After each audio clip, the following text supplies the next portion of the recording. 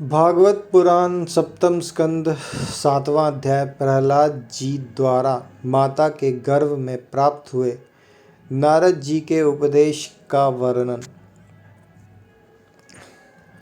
नारद जी कहते हैं, युधिष्ठिर, जब दैत्य बालकों ने इस प्रकार प्रश्न किया तब भगवान के परम प्रेमी भक्त प्रहलाद जी को मेरी बात का स्मरण हो आया। कुछ मुस्कुराते हुए उन्होंने उनसे कहा।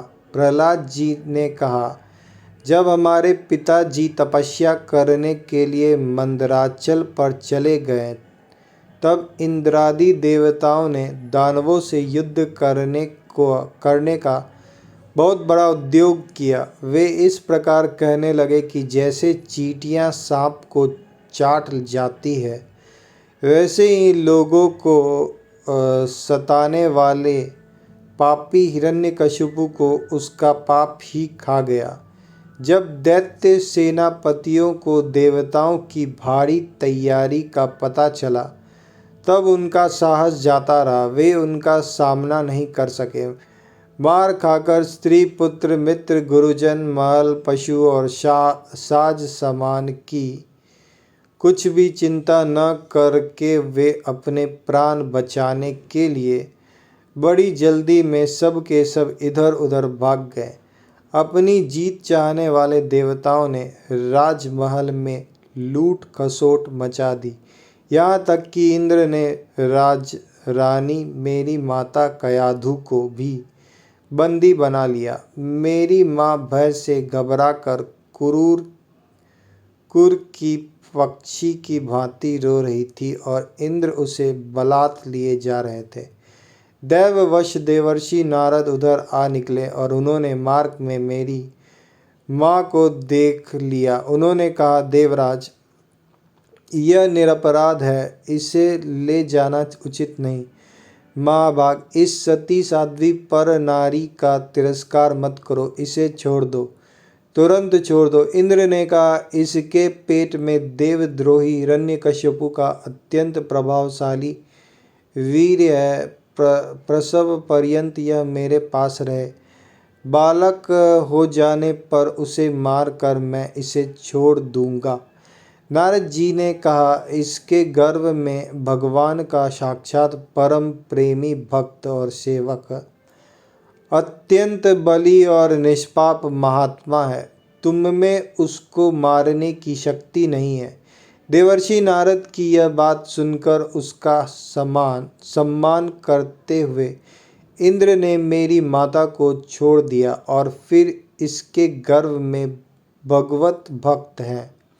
इस भाव से उन्होंने मेरी माता की प्रदक्षिणा की तथा अपने लोक में चले गए।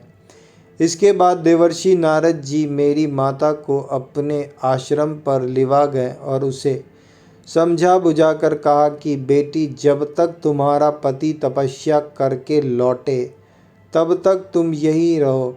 जो आज्ञा कहकर वह निर्भयता से देवर्षि नारद के आश्रम पर ही रहने लगी और तब तक रही जब तक मेरे पिता घोर तपस्या से लौटकर नहीं आए।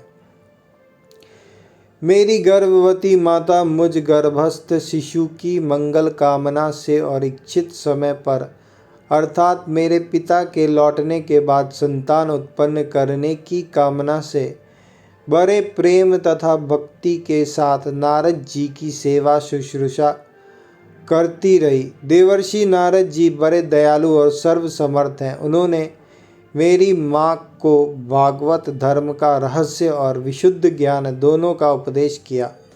उपदेश करते समय उनकी दृष्टि मुझ पर भी थी। बहुत समय बीत जाने के कारण और स्त्री होने के कारण भी मेरी माता को तो अब उस ज्ञान की स्मृति नहीं रही, परंतु देवर्षि की विशेष कृपा होने के कारण मुझे उनकी विस्मृति नहीं हुई। यदि तुम लोग मेरे इस बात पर श्रद्धा करो तो तुम्हें भी वह ज्ञान हो सकता है, क्योंकि श्रद्धा से स्त्री और बालकों की बुद्धि भी मेरे ही समान शुद्ध हो सकती है।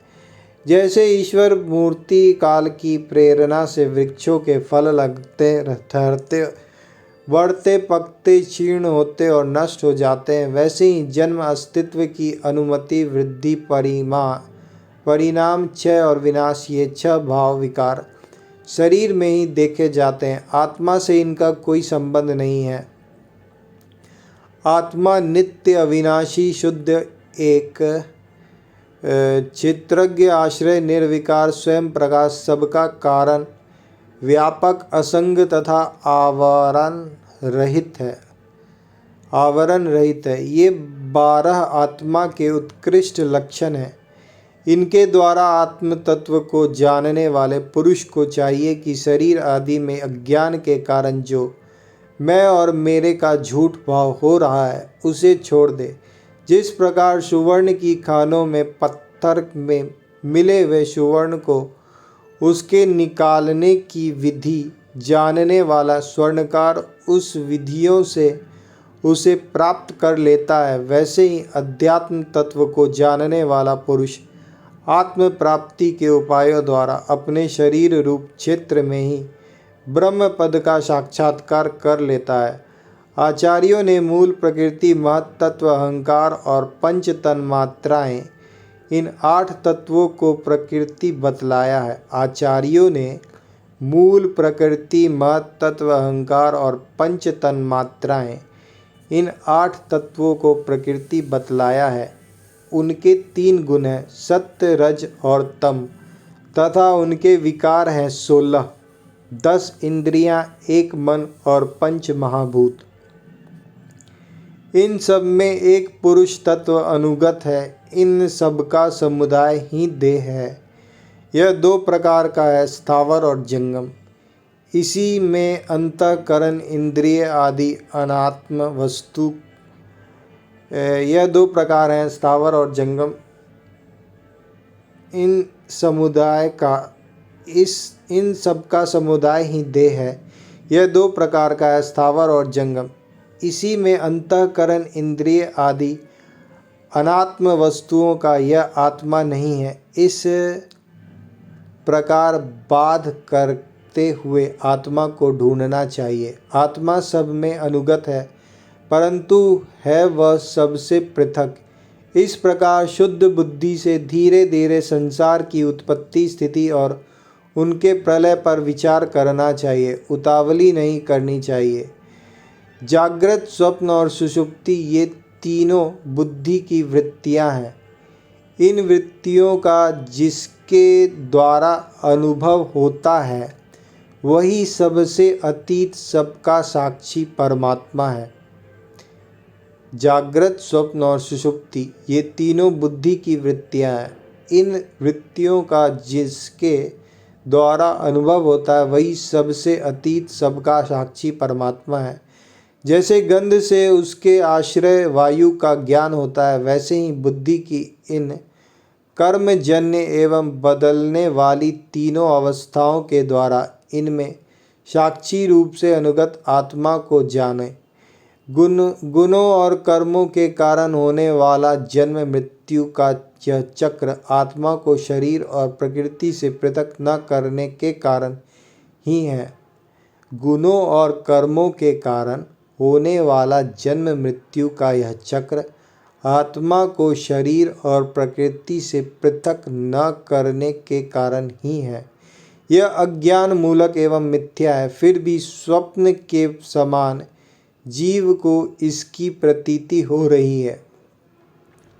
इसलिए तुम लोगों को सबसे पहले इन गुणों के अनुसार होने वाले कर्मों का बीज ही नष्ट कर देना चाहिए। इससे बुद्धि वृत्तियों का प्रवाह निवृत्त हो जाता है। इसी को दूसरे शब्दों में योग या परमात्मा से मिलन कहते हैं। यूँ तो इन त्रिगुणात्मक कर्मों की जड़ उखाड़ फेंकने के लिए अथवा बुद्धि वृत्तियों का प्रवाह बंद कर देने के लिए सहस्त्रों साधन हैं, परंतु जिस उपाय से और जैसे सर्वशक्तिमान भगवान में स्वाभाविक निष्काम प्रेम हो जाए वही उपाय सर्वश्रेष्ठ है। यह बात स्वयं भगवान ने कही है। गुरु की प्रेम पूर्वक सेवा, अपने को जो कुछ मिले वह सब प्रेम से भगवान को समर्पित कर देना, भगवत भगवत लोमी भगवत प्रेमी महात्माओं का सत्संग, भगवान की आराधना, उनकी कथा वार्ता में श्रद्धा, उनके गुण और लीलाओं का कीर्तन, उनके चरण कमलों का ध्यान और उनके मंदिर मूर्ति आदि का दर्शन पूजन आदि साधनों से भगवान में स्वाभाविक प्रेम हो जाता है। सर्वशक्तिमान भगवान श्री हरि समस्त प्राणियों में विराजमान है। ऐसी भावना से यथाशक्ति सभी प्राणियों की इच्छा पूर्ण करें और हृदय से उनका सम्मान करें। काम, क्रोध, लोभ, मोह, मद और मत्सर, इन 6 शत्रुओं पर विजय प्राप्त करके जो लोग इस प्रकार भगवान की साधन भक्ति का अनुष्ठान करते हैं, उन्हें उस भक्ति के द्वारा भगवान श्री कृष्ण के चरणों में अनन्य प्रेम की प्राप्ति हो जाती है।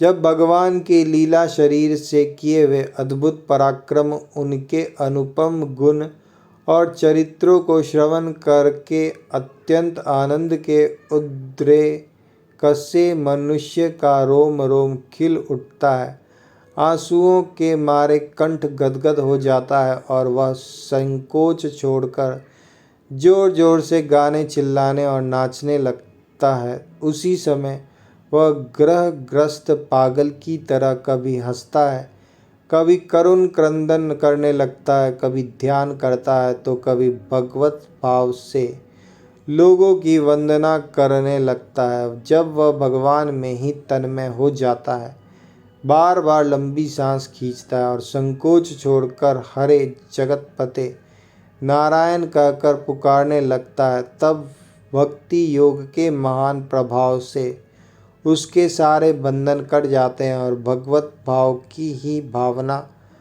करते करते उसका हृदय भी तदाकार भगवान में हो जाता है। उस समय उसके जन्म मृत्यु के बीजों का खजाना ही जल जाता है और वह पुरुष श्री भगवान को प्राप्त कर लेता है। इस अशुभ संसार के दलदल में फंसकर अशुभ में हो जाने वाले जीव के लिए भगवान की यह प्राप्ति संसार के चक्कर को मिटा देने वाली है।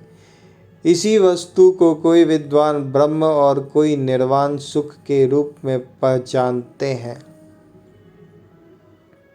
इसलिए मित्रों, तुम लोग अपने अपने हृदय में हृदयेश्वर भगवान का भजन करो। असुर कुमारों, अपने हृदय में ही आकाश के समान नित्य विराजमान भगवान का भजन करने में कौन सा विशेष परिश्रम है। वे समान रूप से समस्त प्राणियों के अत्यंत प्रेमी मित्र हैं और तो क्या अपनी आत्मा ही है। उन्हें छोड़कर भोग सामग्री इकट्ठी करने के लिए भटकना, राम राम, कितनी मूर्खता है। अरे भाई, धन, स्त्री, पशु, पुत्र, पुत्री, महल, पृथ्वी, हाथी, खजाना और भांति भांति की विभूतियाँ और तो क्या संसार का समस्त धन तथा भोग सामग्रियाँ इस क्षणभंगुर मनुष्य को क्या सुख दे सकती हैं। वे स्वयं ही क्षणभंगुर हैं। जैसे इस लोक की संपत्ति प्रत्यक्ष ही नाशवान है, वैसे ही यज्ञों से प्राप्त होने वाले स्वर्गादि लोक भी नाशवान और आपेक्षिक एक दूसरे से छोटे बड़े नीचे ऊंचे हैं। इसलिए वे भी निर्दोष नहीं है। निर्दोष है केवल परमात्मा, न किसी से उनमें दोष देखा है और न सुना है। अतः परमात्मा की प्राप्ति के लिए अनन्य भक्ति से उन्हीं परमेश्वर का भजन करना चाहिए। इसके सिवा अपने को बड़ा विद्वान मानने वाला पुरुष इस लोक में जिस उद्देश्य से बार बार से कर्म करता है, उसे उस उद्देश्य की प्राप्ति तो दूर रही, उल्टा उसे उसके विपरीत ही फल मिलता है और निसंदेह मिलता है। कर्म में प्रवृत्त होने के 2 ही उद्देश्य होते हैं, सुख पाना और दुख से छूटना। परंतु जो पहले कामना न होने के कारण सुख में निमग्न रहता था, उसे ही अब कामना के कारण यहाँ सदा सर्वदा दुख ही भोगना पड़ता है। मनुष्य इस लोक में सकाम कर्मों के द्वारा जिस शरीर के लिए भोग प्राप्त करना चाहता है वह शरीर ही पराया श्यार कुत्तों का भोजन और नाशवान है। कभी वह मिल जाता है तो कभी बिछुड़ जाता है। जब शरीर की ही यह दशा है तब इससे अलग रहने वाले पुत्र, स्त्री, महल, धन, संपत्ति, राज्य, खजाने, हाथी, घोड़े, मंत्री, नौकर, चाकर, गुरुजन और दूसरे अपने कहलाने वालों की तो बात ही क्या है। ये तुच्छ विषय शरीर के साथ ही नष्ट हो जाते हैं। ये जान तो पड़ते हैं पुरुषार्थ के समान, परंतु है वास्तव में अनर्थ रूप ही। आत्मा स्वयं ही अनंत आनंद का महान समुद्र है। उसके लिए इन वस्तुओं की क्या आवश्यकता है। भाइयों, तनिक विचार तो करो। जो जीव गर्भ धारण से लेकर मृत्यु पर्यंत सभी अवस्थाओं में अपने कर्मों के अधीन होकर क्लेश ही क्लेश भोगता है, उसका इस संसार में स्वार्थ ही क्या है। यह जीव सूक्ष्म शरीर को ही अपना आत्मा मानकर उसके द्वारा अनेकों प्रकार के कर्म करता है और कर्मों के कारण ही फिर शरीर ग्रहण करता है। इस प्रकार कर्म से शरीर और शरीर से कर्म की परंपरा चल पड़ती है और ऐसा होता है अविवेक के कारण। इसलिए निष्काम भाव से निष्क्रिय आत्मस्वरूप भगवान श्री हरि का भजन करना चाहिए। अर्थ, धर्म और काम सब उन्हीं के आश्रित हैं, बिना उनकी इच्छा के नहीं मिल सकते। भगवान श्री हरि समस्त प्राणियों के ईश्वर, आत्मा, परम प्रियतम है। वे अपने ही बनाए हुए पंचभूत और सूक्ष्म भूत आदि के द्वारा निर्मित शरीर में जीव के नाम से कहे जाते हैं। देवता, दैत्य, मनुष्य, यक्ष अथवा गंधर्व कोई भी क्यों न हो, जो भगवान के चरण कमलों का सेवन करता है वह हमारे ही समान कल्याण का भजन होता है। दैत्य बालकों भगवान को प्रसन्न करने के लिए ब्राह्मण, देवता या ऋषि होना, सदाचार और विविध ज्ञान से संपन्न होना तथा दान, तप, यज्ञ, शारीरिक और मानसिक शौच और बड़े बड़े व्रतों का अनुष्ठान पर्याप्त नहीं है। भगवान केवल निष्काम प्रेम भक्ति से ही प्रसन्न होते हैं और सब तो विडंबना मात्र है। इसलिए दानव बंधुओं, समस्त प्राणियों को अपने समान ही समझकर सर्वत्र विराजमान सर्वात्मा सर्वशक्तिमान भगवान की भक्ति करो। भगवान की भक्ति के प्रभाव से दैत्य, यक्ष, राक्षस, स्त्रियां, शूद्र, गोपालक, अहिर, पक्षी, मृग और बहुत से पापी जीव भी भगवत दाव को प्राप्त हो जाते हैं। इस संसार में या मनुष्य शरीर में जीव का सबसे बड़ा स्वार्थ अर्थात एकमात्र परमार्थ इतना ही है कि वह भगवान श्री कृष्ण की अनन्य भक्ति प्राप्त करे। उस भक्ति का स्वरूप है सर्वदा सर्वत्र सब वस्तुओं में भगवान का दर्शन।